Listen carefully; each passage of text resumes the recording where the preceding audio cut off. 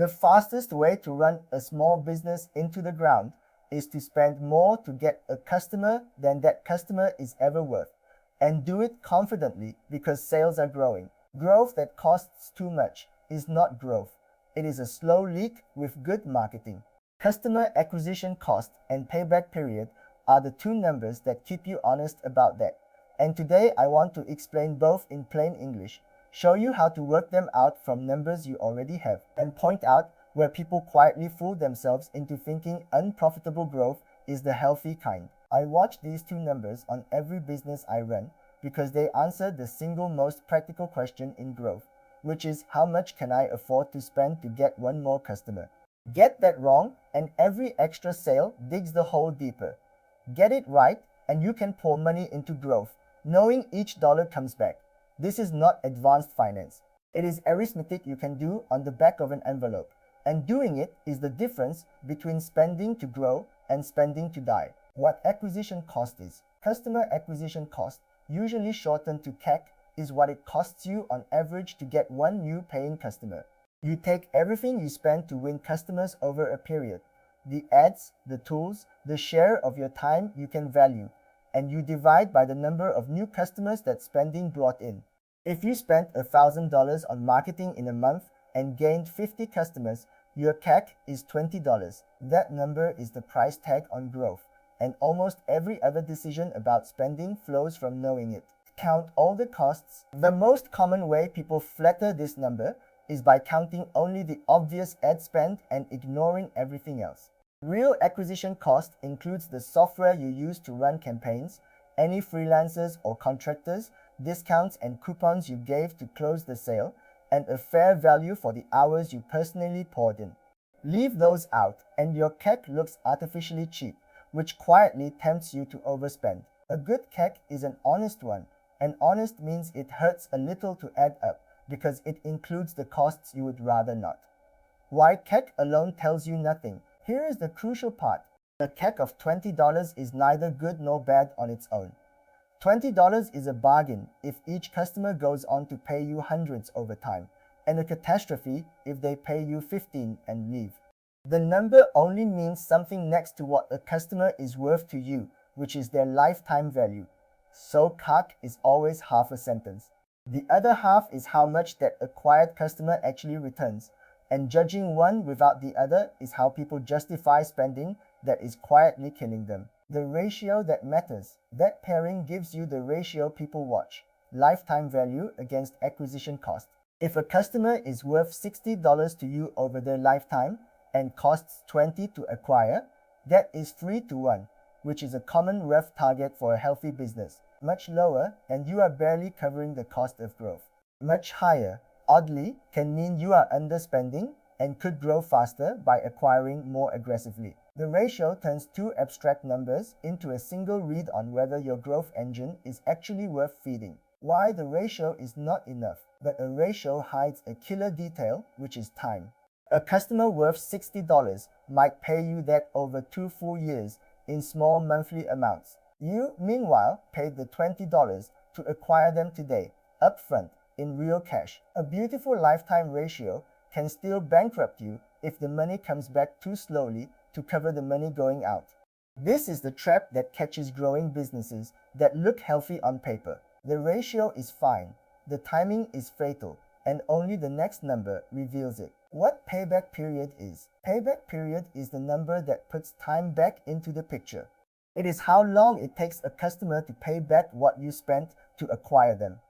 If you spend $20 to get a customer who pays you $10 a month in profit, your payback period is 2 months. After that, they are pure return. This single number tells you how long your cash is tied up before an acquired customer turns from a cost into a profit.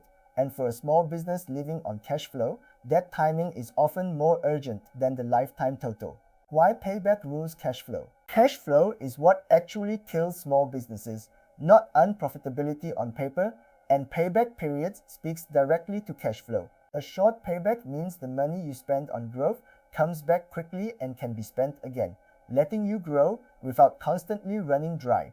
A long payback means every new customer ties up your cash for months before returning it, so aggressive growth drains you, even when each customer is ultimately profitable.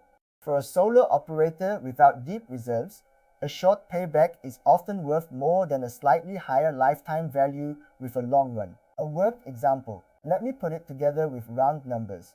Say each customer costs you $30 to acquire and pays you $15 in profit per month. The payback period is 2 months, quick and comfortable. Now imagine acquisition cost creeps to $90 while the monthly profit stays $15. The lifetime ratio might still look acceptable, but the payback period has jumped to 6 months. Same customers, same monthly value, and yet the second version can starve you of cash for half a year per customer. The timing changed everything, and only payback showed it. The blended average trap. Watch out for judging CAC as one blended average across every channel. The customers you get from word of mouth might cost almost nothing, while the ones from paid ads cost a fortune, and averaging them together hides both facts. The blend can look healthy while your paid channel is deeply underwater, propped up by the free one. Calculate acquisition cost per channel wherever you can, because the average is where expensive, failing channels hide behind cheap working ones, and you keep funding the wrong one. Acquisition cost creeps up. Another honest reality is that acquisition cost rarely stays put. It tends to rise as you scale. The cheapest, most eager customers come first, and as you push for more, you reach people who are harder and more expensive to convince. So a CAC that looked great at small volume can quietly worsen as you grow, squeezing the very ratio you were relying on. Plan for it. The cost of your next 100 customers is usually higher than the cost of your last 100, and pretending otherwise leads to nasty surprises. Do not forget the payback assumes they stay. There is a quiet assumption buried in payback period, which is that the customer sticks around long enough to actually pay you back. If your payback is 6 months, but many customers leave in free, they exit still owing you, so to speak, and you lose money on them despite the tidy calculations. This is why acquisition math and churn are joined at the hip. A long payback period is only safe if your customers reliably stay past it, and the leaky business makes every slow payback dangerous. Using these to make decisions. Put to work, these numbers turn spending from a gamble into a decision. If your payback is short and your ratio is healthy, you have permission to spend more because you know the money returns. If payback is stretching out or the ratio is thinning, that is the signal to fix retention or pricing before pouring in more. They do not tell you to grow or not grow.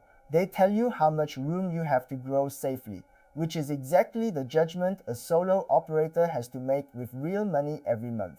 What these numbers cannot tell you. The honest limits, because these are estimates, not oracles. Lifetime value is a forecast that can be wrong. Acquisition cost shifts as you scale, and both rest on assumptions about behavior that may not hold. Treat them as a well-reasoned guide to how much you can afford, not a promise of returns, and never as financial advice about your specific situation. They sharpen a decision you still have to make with judgment. The arithmetic is honest only if you keep updating it as the real numbers come in. The hidden cost of your own time. For a solo founder, the biggest hidden acquisition cost is often your own time, and it is the one people leave out. The hours you spend writing posts, answering inquiries, and chasing leads are real costs even though no invoice ever arrives for them. If you value your time at even a modest hourly rate and fold it into your acquisition cost, the number usually jumps, and some channels that looked free turn out to be your most expensive. Ignoring your own time makes cheap-looking channels that quietly eat your whole week seem far better than they actually are. Rerini phone time pingnan kantalutin. Gori gongkan is not truly free. Related to that, the channels people call free, word of mouth, content, your own social posts, are never truly free. They are paid for in time instead of cash. A blog that brings in customers cost you the days it took to write and the months it took to rank. Counting these as zero cost distorts every comparison against paid channels. The honest move is to value the time and effort they consumed. So when you compare a free channel against a paid one, you are comparing real total cost against real total cost, not cash against a comforting illusion of nothing. Turn the numbers into a rule. Once you trust both numbers, Turn them into a simple spending rule you can act on without agonizing each time. Something like, keep acquiring through any channel where payback stays under a few months and the lifetime ratio stays healthy, and pull back the moment either one slips. A plain rule like that lets you make fast, consistent decisions instead of relitigating every dollar you spend. The numbers exist to give you permission or caution quickly, and a rule turns them from an anxious monthly calculation into a steady habit you can actually run the business on. Where to go deeper, the fuller walkthroughs with the per channel breakdowns and the cash flow cautions spelled out properly, live at dataresearchanalysiscollection.com in plain English. I keep it honest there for the same reason I am careful here, because the quickest path to trouble is a growth number that looks great until you notice how slowly the cash comes back. Work out your own CAC and payback from your own costs. Keep them per channel, and you will spend on growth with your eyes open instead of your fingers crossed. So, to recap, customer acquisition cost is the honest all-in price of one new customer, and it means nothing until you set it against what a customer is worth. The lifetime ratio tells you if growth is worthwhile, but payback period tells you if it is survivable, because it puts the timing of your cash back into the picture. Calculate both per channel, expect acquisition cost to rise as you scale, and remember, payback only holds if customers stay long enough to finish it. Next time, I want to walk through RFM analysis and how 3 simple numbers let you segment your customers. I will see you in the next one.